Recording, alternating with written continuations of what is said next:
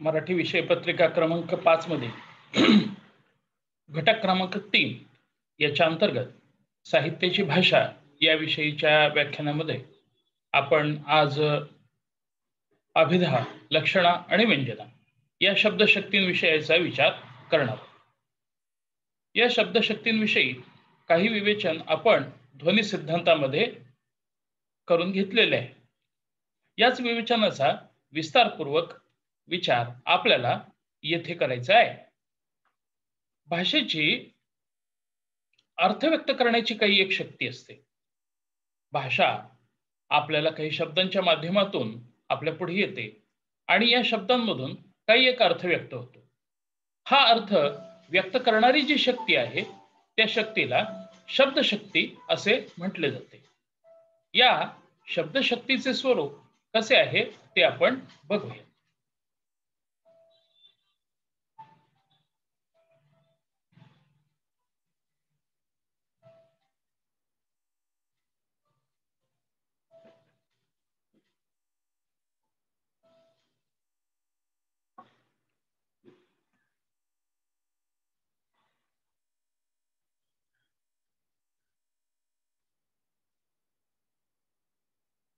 घटक 3 साहित्याचा आस्वाद.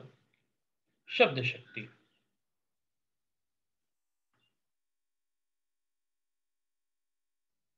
भाषेच्या अर्थ व्यक्त करणाऱ्या ज्या शक्ती आहेत त्यांना शब्दशक्ती असे आपण संबोधतो. यापैकी 3 महत्त्वाच्या शक्ती संस्कृत काव्यशास्त्रात आणि पुढे त्या मराठी काव्यशास्त्रात आलेल्या आपल्याला आढळतात. या 3 शब्दशक्तींपैकी पहिली शक्ती आहे ती म्हणजे अभिधा. अभिधा ही शक्ती तिच्यातून वाच्यार्थ व्यक्त होतो. व्यवहारामध्ये, तत्वज्ञानामध्ये, इतिहासामध्ये आणि शास्त्रांमध्ये ती शक्ती वापरली जाते. वाच्यार्थ म्हणजे तात्काळ प्राप्त होणारा अर्थ. दुसरी शक्ती आहे लक्षणा. लक्षणा शक्ती तिच्यातून लक्षार्थ व्यक्त होतो. हा लक्षार्थ व्यवहारात म्हणजे नेहमीच्या बोलण्यात वापरला जातोच, परंतु कवितेत विशेषत्वाने तो वापरला जातो आणि वक्रोक्ती या अलंकाराच्या मुळाशी ही शब्दशक्ती असते असे म्हटले जाते. तिसरी शब्दशक्ती आहे व्यंजना. व्यंग्यार्थ या शक्तीतून प्राप्त होतो. या शब्दशक्तीद्वारे सूचित होणाऱ्या रमणीय अर्थाला ध्वन्यर्थ असे देखील म्हणतात. आपण ध्वनी सिद्धांतामध्ये हे बघितले होते. आता या शब्दशक्तींचा आपण विस्ताराने विचार करू. शब्दशक्तींपैकी पहिली शब्दशक्ती आहे अभिधा. या अभिधा शक्तीतून आपल्याला मुख्यार्थ किंवा तात्काळ प्राप्त होणारा अर्थ प्राप्त होतो. या माफ करा, मागच्या स्लाइड वरती आपल्याला पुन्हा एकदा जावं लागणार आहे.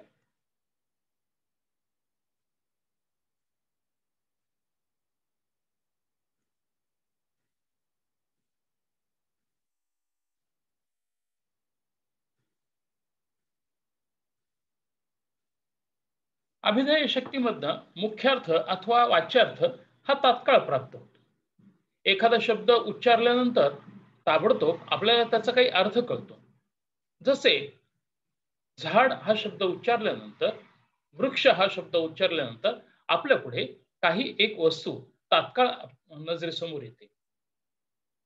1, 2, 3, 4 यासारख्या संख्या आपल्या डोळ्यासमोर आल्यानंतर आपण ऐकल्यानंतर त्याचा जो विशिष्ट अर्थ आहे तो लगेचच आपल्याला कळतो. म्हणजे शब्दाची तात्काळ प्राप्त होणारी अर्थ व्यक्त करणारी शक्ती म्हणजेच अभिधा शक्ती होय. या अभिधा शक्तीचा वापर मुख्यत्वाने शास्त्र, तत्वज्ञान, कोश आणि व्यवहारातही त्याचा वापर केला जातो. या शक्तीमध्ये अर्थविषयक संदिग्धता अपेक्षित नसते. म्हणजे अर्थाची संदिग्धता येथे अभिधेमध्ये मारक ठरते. अभिधेत आपल्याला मुख्यार्थ प्राप्त होतो. या शब्दशक्तीचे 3 उपप्रकार आहेत. पहिला योग. या शक्तीमध्ये शब्दाचा अर्थ घटकावयव पाडून मिळतो. आता घटकावयव म्हणजे काय? तर उदाहरणार्थ विद्यालय, विद्या अधिक आलय, विद्या म्हणजे ज्ञान, आलय म्हणजे घर, विद्येचे घर म्हणजे विद्यालय, म्हणजे शाळा महाविद्यालय, याकरता विद्यालय हा शब्द वापरला जातो. न्यायाधीश, न्याय अधिकाधीश, म्हणजे येथे शब्दाचा प्राप्त होणारा जो अर्थ आहे तो त्या शब्दाचे घटकावयव पाडून आपल्याला करता येतो. त्याचप्रमाणे दुसरा जो अर्थ प्रकार आहे, शक्तीचा प्रकार आहे, तो म्हणजे रूढी. येथे शब्दाचा आलेला अर्थ हा रूढीने मिळत असतो. उदाहरणार्थ वृक्ष, मंडप यासारख्या शब्दांचे जे अर्थ आहेत ते अर्थ आपल्याला रूढीमुळे मिळतात. या रूढीमुळे मिळणारे अर्थ हे बहुतांशी कोशगत अर्थ असतात. याचे घटकावयव पाडता येत नाही आणि तात्काळ मिळणारा हा जो रूढीने अर्थ असतो तो अर्थ अभिधेचाच भाग असतो. तिसरा जो घटक आहे, प्रकार आहे, तो त्याला योगरूढ असे म्हणतात. योगरूढ या शब्दशक्तीमध्ये घटकावयव पडतात, मात्र त्यातील रूढीने प्राप्त झालेला अर्थ हा प्रस्तुत असतो. उदाहरण घ्यायचे झाल्यास प्रवीण या शब्दाचे उदाहरण घेता येईल. प्रवीण या शब्दाचा अर्थ वीणावादनात कुशल असा, वीणावादनात तरबेज असा. परंतु आता कोणत्याही प्रकारच्या कामात तरबेज अशा माणसाला प्रवीण असे म्हटले जाते. कुशल या शब्दाचाही त्याच पद्धतीने विचार करता येतो. कुश म्हणजे दर्भ, दर्भ निवडण्यात जे पटाईत त्यांना कुशल असे संबोधले गेले. परंतु आता कुशल ही संज्ञा कुठल्याही प्रकारच्या कामात पटाईत अशा लोकांकरिता वापरले जाते आणि हाच अर्थ येथे रूढ झालेला आहे. पंकज या शब्दाची फोड जर केली तर पंक म्हणजे शब्द चिखल आणि ज म्हणजे चिखलात तो राहणारा. चिखलामध्ये वेगवेगळे कृमी, कीटक, बेडूक इत्यादी राहतात. परंतु पंकज हा या शब्दाचा अर्थ कमळ या अर्थाने निश्चित झालेला आहे. म्हणजेच अभिधा या शब्दशक्तीतून आपल्याला शब्दाची तात्काळ व्यक्त होणारा अर्थ प्राप्त होत असतो. शब्दाचा अर्थ व्यक्त करण्याची दुसरी जी शक्ती आहे तिला लक्षणा असे म्हणतात. लक्षणेतून लाक्षणिक अर्थ व्यक्त होतो. या लाक्षणिक अर्थाला लक्षार्थ अथवा गौणार्थ असेही म्हणतात. येथे आपल्याला एक महत्त्वाची गोष्ट लक्षात येते की शब्दाच्या मुख्यार्थापेक्षा भिन्न असा हा अर्थ आहे की जो लाक्षणिकरित्या कळतो आणि तो गौण असतो, परंतु तोच तिथे प्रस्तुत असतो. एक उदाहरण घ्यायचे झाल्यास आपण नेहमीच्या बोलण्यामध्ये मी तुझ्या घरावरून गेलो होतो असे वाक्प्रयोग वापरतो. येथे घरावरून जाणे म्हणजे प्रत्यक्षात घरावरून जाणे नाही, तर घराच्या जवळून जाणे. किंवा अमुक अमुक गायिकेचा गळा गोड आहे असे आपण म्हणतो, त्यावेळेला गोड या म्हणण्याचा अर्थ चव याच्याशी निगडित नसतो. येथे शब्दाचा गौण असा अर्थ आपण घेतलेला आहे. या लक्षणेने अर्थ घेण्याकरिता काही निमित्ते असावी लागतात. ही निमित्ते कोणती ती आपण पाहूया. यातील पहिले निमित्त म्हणजे मुख्यार्थ बाध. कुठल्याही प्रकारे मुख्यार्थ घेता न येणे हे लक्षणेची एक महत्त्वाची अट असते. मुख्यार्थ जर घेतला तर अर्थप्राप्ती नीट होणार नाही असे आपल्याला लक्षात येते. जसे अमुक अमुक गायिकेचा गळा गोड आहे असे म्हटल्यानंतर तेथे चवसदृश्य अर्थ आपल्याला घेता येत नाही. तसे घेतल्यास वाक्याचा अर्थ नीट प्राप्त होणार नाही. दुसरं निमित्त तद्योग.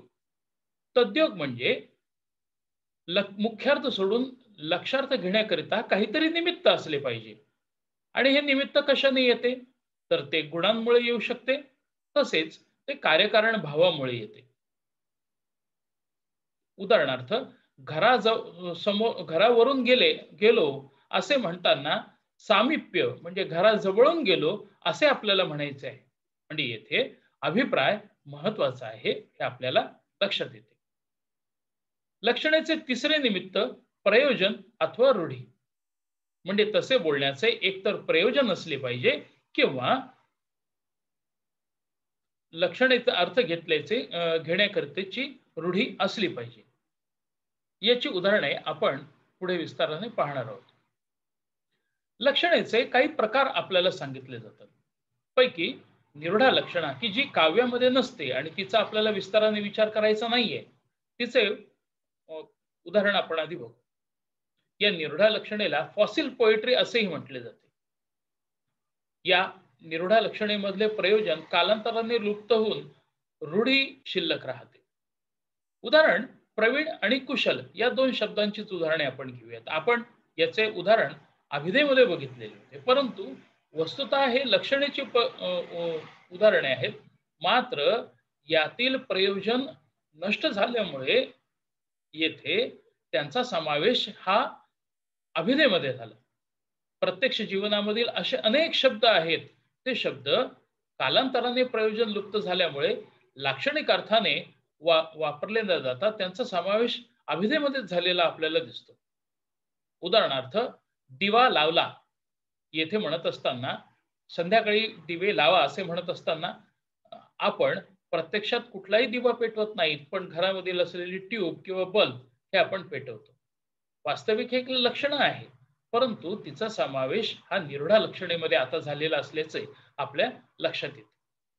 लक्षणेचा जो महत्वाचा प्रकार आहे तो आपल्याला येथे बघायचा आहे. लक्षणेचा दुसरा प्रकार जो आहे तो प्रयोजनवती लक्षण. येथे लक्षणेचे प्रयोजन अस्तित्वात असते. काव्याच्या संदर्भात हे प्रयोजन विशेषत्वाने लक्षात घेणे गरजेचे ठरते आणि म्हणून लक्षणेचे प्रयोजन अस्तित्वात असणारी ती प्रयोजनवती लक्षणा ती आपल्याला येथे प्रस्तुत आहे. या प्रयोजनवती लक्षणेमध्ये वाच्यार्थ आणि लक्षार्थ यांच्या संबंधांवर आधारित काही भेद करता येतात. उदाहरणार्थ गौणी लक्षण, ज्या वेळेला साधर्म्य आणि सादृश्य या गुणांवरती लक्षण आधारित असते त्यावेळेला ती गौणी लक्षण होते. उदाहरणार्थ एखाद्याला तू दगड आहेस, तू गाढव आहेस असे आपण ज्या वेळेला म्हणतो त्यावेळेला तो निर्बुद्ध असणे हे या प्रयोजनाकरता आपण तो शब्द प्रयोग वापरलेला आहे आणि ही लक्षणा गुणांवर आधारित आहे.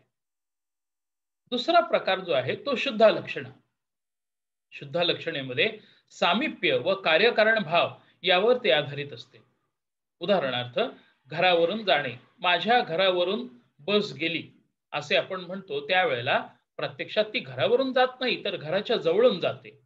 म्हणजे येथे विशिष्ट असे सामिप्य किंवा कार्यकारण भाव येथे लक्षात घेणे गरजेचे ठरते. उदाहरणार्थ तूप खाल्ले की रूप येईल असे आपण ज्या वेळेला म्हणतो त्यावेळेला किंवा पी हळद हो गोरी असे म्हणतो त्यावेळेला काही एक कार्यकारण भाव तिथे कार्यरत आहे हे आपल्या लक्षात येते. लक्षणेमधील अभिधेयचे अस्तित्व कसे आहे यावर लक्षणेचे प्रकार आपल्याला पाडता येतात. ज्या वेळेला मुख्यार्थाचा सर्वस्वी त्याग होतो, मुख्यार्थ अजिबातच घेता येत नाही, त्यावेळेला झद स्वार्था किंवा जल लक्षणा ही लक्षणा होते. तर मुख्यार्थ ज्या वेळेला प्रस्तुत असतो तो वापरला जातो त्यावेळेला अजत स्वार्था किंवा लक्षणा ही आपल्याला घ्यावी लागते. याची विस्तृत उदाहरणे तुम्हाला दिलेल्या टिपणांमध्ये मिळणार आहेत. गुणांच्या विशिष्ट आरोपावरून लक्षणेचे प्रकार सिद्ध होतात. ज्या वेळेला ज्या वस्तूचा आरोप करायचा आहे ती वस्तू त्या वाक्यात उपस्थित असेल त्यावेळेला सारोपा ही लक्षणा होते. उदाहरणार्थ एखाद्या व्यक्तीबद्दल बोलत असताना तो वाघाप्रमाणे शूर आहे असे ज्या वेळेला आपण म्हणतो त्यावेळेला वाघ या वस्तूचा, या व्यक्तीचा, त्यातील गुणांचा आरोप त्या विशिष्ट व्यक्तीवरती करायचा आहे. वाघ आणि ती व्यक्ती हे दोन्ही त्या वाक्यामध्ये उपस्थित आहे त्यावेळेला ती सारोप लक्षण होते. साध्यावसन लक्षणेमध्ये ज्या वेळेला ज्या वस्तूवर आरोप करायचा आहे ती तिथे अनुपस्थित होते. उदाहरणार्थ त्या मघाच्या व्यक्तीचा उल्लेख न करता हा वाघ आहे असे म्हणणे ही साध्यावसन लक्षण होईल. साध्यावसन लक्षणेचे काही उदाहरणे तुम्हाला दिलेल्या टिपणांमध्ये आहेतच. मुख्यत्वे गवळी लक्षणेचा वापर हा काव्यामध्ये आणि इतर प्रकारांमध्ये केला जातो हे आपल्याला सांगता येते. शब्दाची तिसरी महत्वाची आणि काव्याच्या दृष्टिकोनातून अत्यंत महत्वाची शक्ती म्हणजे व्यंजना शक्ती. ध्वनी सिद्धांतामध्ये आपण याचा सविस्तर विचार केलेलाच आहे. यामध्ये आनंदवर्धनाने या व्यंजना शक्तीची ठामपणाने मांडणी केली. वाच्यार्थ आणि लक्षार्थ याहून भिन्न असा जो व्यंग्यार्थ आहे तो व्यंग्यार्थ व्यंजनेमध्ये वापरला जातो. याला प्रतीयमान अर्थ असेही म्हटले जाते. व्यंग्यार्थ समजण्यासाठी वक्त्याचा अभिप्राय किंवा हेतू लक्षात घेणे महत्वाचे आहे. व्यंजने करताचे आपण ध्वनी सिद्धांतात बघितलेले उदाहरणच पुन्हा एकदा बघूया. सूर्यास्त झाला असे ज्या वेळेला वाक्य उच्चारले जाते त्यावेळेला वेगवेगळ्या व्यक्तींच्या मनामध्ये वेगवेगळे अर्थ निर्माण होते. हे अर्थ वाच्यार्थ आणि लक्षार्थ याहून भिन्न आहेत आणि या भिन्न अर्थाहून जो अर्थ प्राप्त होतो त्याला आपण व्यंग्यार्थ असे म्हणतो. सूर्य अस्तास गेला, सूर्यास्त झाला असे म्हटल्यानंतर शेतकऱ्याच्या मनामध्ये वेगळा अर्थ होईल, तर विद्यार्थ्यांच्या मनामध्ये वेगळा अर्थ होईल, चोराच्या मनामध्ये वेगळा अर्थ निर्माण होईल. हे वेगवेगळे अर्थ प्रतीयमान अर्थ आहे असे आपल्याला लक्षात येते. व्यंग्यार्थ समजण्याकरिता वक्त्याचा अभिप्राय किंवा हेतू हा महत्वाचा असतो. उदाहरणार्थ तुझे आहे तुझं पाशी या नाटकामध्ये असलेले एक पात्र, सतीश नावाचे पात्र, ज्या वेळेला असे म्हणते की आता गीता हेच माझ्या जीवनाचे सर्वस्व आहे, त्यावेळेला त्या नाटकामध्ये गीता नावाचे एक स्त्री पात्र आहे आणि सतीश जेव्हा बोलत असताना भगवद्गीता आणि ती गीता नावाची स्त्री या दोन्हींचा वापर अत्यंत खुबीने करतो. येथे व्यंग्यार्थ निर्मितीमध्ये त्या वक्त्याचा अभिप्राय किंवा हेतू, येथे कवीचा किंवा नाटककाराचा अभिप्राय लक्षात घेणे गरजेचे ठरते.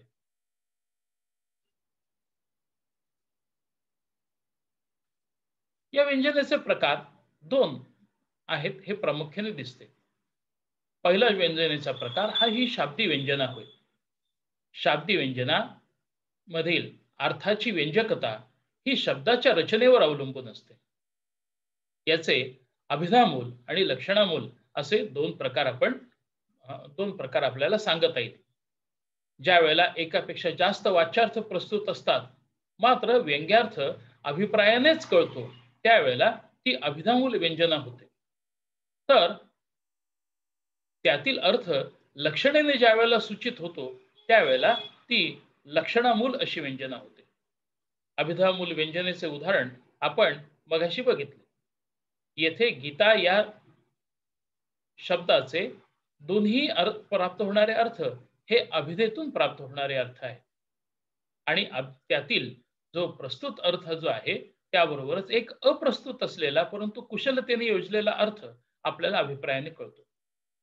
तर जो व्यंग्यार्थ लक्षणेनेच सूचित होतो ती व्यंजना लक्षणामूल व्यंजना असते. बहुतांशी काव्य रचनेमध्ये वापरलेली व्यंजना ही लक्षणामूल असते असे आपल्याला म्हणता येते. व्यंजनेचा आणखीन एक प्रकार मानला जातो तो म्हणजे आर्थी व्यंजना. येथे एक गोष्ट लक्षात घ्या की मघाच्या सर्व उदाहरणांमध्ये एकेका शब्दांमधनं व्यक्त होणाऱ्या व्यंग्यार्थाचा विचार आपण केला, परंतु येथे आर्थी व्यंजनेचा विचार करत असताना संपूर्ण वाक्याच्या अर्थाच्या प्रतीतीनंतर स्फुरण पावणारी जी व्यंजना असते तिला आर्थी व्यंजना असे म्हणतात. म्हणजे पुन्हा एकदा आपल्याला इथे लक्षात येते की अर्थावर आधारित असणारी जी व्यंजना आहे ती म्हणजे आर्थी व्यंजना होय, तर शब्द उपयोजनेच्या वरती आधारित असलेली व्यंजना म्हणजे शाब्दी व्यंजना होय. या व्यंजनेचा प्रवास पुढे कालांतराने ध्वनी विचाराकडे झाला आणि त्यातून ध्वनीचे वेगवेगळे प्रकार उदयाला आले. आनंदवर्धनाने मांडलेले हे जे ध्वनी आहेत ते ध्वनी आपण ध्वनी सिद्धांतामध्ये बघितले. भाषेविषयी साहित्याच्या भाषेविषयी मांडलेल्या या विचारांचे स्वरूप आपण येथे बघितले. अभिधा, लक्षणा, आणि व्यंजना या 3 महत्वाच्या शब्दशक्ती आहेत. पैकी अभिधा व्यवहार आणि नित्याच्या व्यवहाराबरोबरच शास्त्र आणि तत्वज्ञान इत्यादींमध्ये वापरलं जातं. तेथे शब्दातून व्यक्त होणारे अर्थ त्यामध्ये गौणत्व येता कामा नये ही आपल्याला लक्षात येते. तर त्यातून व्यक्त होणारा जो अर्थ आहे तो अर्थ आपण मुख्यार्थ असे म्हणतो. लक्षार्थातून लक्षणेने व्यक्त होणारा मुख्यार्थाला मागे टाकणारा असा अर्थ असतो. तर व्यंजनेमधून व्यक्त होणारा अर्थ हा मुख्यार्थ आणि लक्षार्थ यांना आपल्या सोबत घेऊन प्रसंगी त्यातून त्याच्या बरोबर आणखीन अर्थछटा व्यक्त करणारा हा अर्थ असतो. तुम्हाला मिळणाऱ्या टिपणांमध्ये आणि प्रश्नोत्तरांमध्ये याविषयीचा सविस्तर विचार तुम्हाला प्राप्त होईल.